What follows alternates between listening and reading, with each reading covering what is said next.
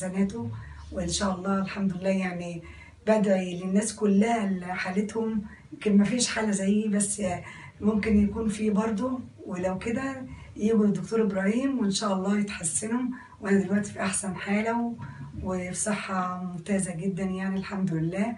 وبشكر ربنا واحمد واشكره واحمد فضله ان هو فعلا ربنا كرمني بان انا جيت للدكتور ابراهيم فعلا مركز دار الجمال، اللي فعلا كل الناس فيه خدمه ممتازه وناس صراحه مفيش بعد كده في الذوق والاخلاق والاحترام.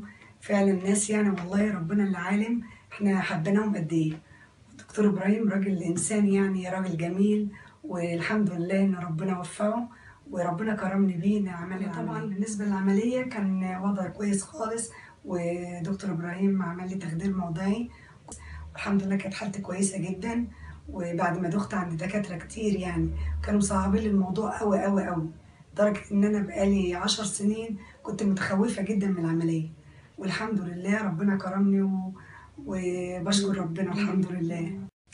طبعا عايزه اوريكم بقى ان الدهون كميه الدهون قد ايه اللي خرجوها مني في العمليات بطني، وهي يعني ما كنتش متخيله ان هتطلع بالمنظر ده بصراحه.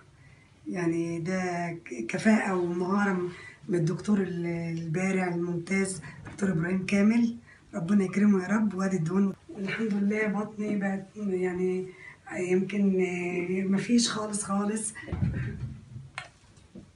طبعا اختي الكبيره حبيبتي هي اللي فرحانه قوي قوي قوي، وكل العيله بصراحه، وعايزين نعمل برواز شكر وتقدير. احنا مهما نقول ومهما مش هنقدر نكافئه بصراحه. لا لا لا فعلا يعني. لا لا واختي اللي كانت مرافقاني في العمليه وهي اللي اكتر واحده حاسه بيا يعني بصراحه. لفينا عند دكاتره كتير احنا وهي واللي يقول لنا ليزر واللي يقول لنا شفط واللي يقول لنا تنعمل على 4 مراحل و3 مراحل، فحاجه يعني. شكرا شكرا شكرا شكرا دكتور ابراهيم.